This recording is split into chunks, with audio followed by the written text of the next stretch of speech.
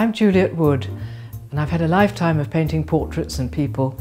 10 years ago, I walked into a fast food restaurant and everything changed. What lies behind these paintings started over 10 years ago, even though the series they've grown into has only just been finished. I'm a painter of people, portraits, and I was looking for a public place in Swindon where I've spent much of my working life. A place where people would move, but not too quickly, pass through and move, but so that I could draw them. I just wandered with my sketchbook into a fast food restaurant.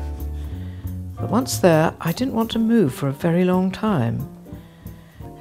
It stirred up early, deep memories of being amongst strangers and being caught up in other lives for a short time and then never seeing those particular people again. A common enough experience for most of us, but in this arena of light and activity, I found the everyday imbued with a sense of mystery and surprise. I was acutely aware of the diversity of people's lives, associating so briefly. I felt I'd been waiting all my life, actually, to discover this subject. It stirred me deeply, and it was right there in my local town. This diversity appeared sometimes unified and sometimes further fragmented by the quality of light.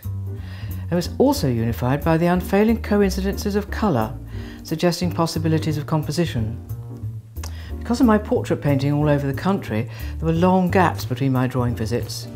But I've always been pulled back, anchored in this one place, while the world continued to move ever faster. Over a long period I made hundreds of drawings, many of them just fragments or from memory as people moved or suddenly disappeared from view.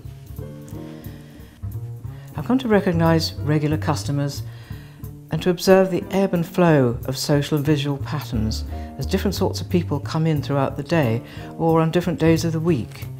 This, of course, has changed over time. Each painting has a different theme arising from these patterns. The starting point, often no more than a glimpsed intuition, then developed through studies for composition and for colour into sometimes a large, complex image, sometimes a small, simple one. In this one, every so often, it's a tribute to the Nepalese cleaning ladies, because every so often they tackle the floor and it's always at speed, in partnership, and they move so gracefully it's almost like a choreographed dance. Some figures seem to want to be together in the space of the painting, while others I want to use are simply anti-magnetic. They just don't want to be there, however much I like to use them. Somebody said, "Do you mean this scene never actually existed?" Well, not as such, and no more do any of the characters. Often a combination of drawings from different people and sometimes different sketchbooks, but all are from direct observation, however quick the drawing. As people's diverse lives engage briefly before passing on and away, their comings and goings reflect the changing face of Swindon as I've recorded it over time. Without any political agenda, these are pictures of life in our time, in a local place where people of every kind, age, race or creed pass through and are seen together. It could have been anywhere. My subject is state of being, always human being. These paintings are dedicated to the people of Swindon, to give back a little of the pleasure that they've given me in looking and seeing.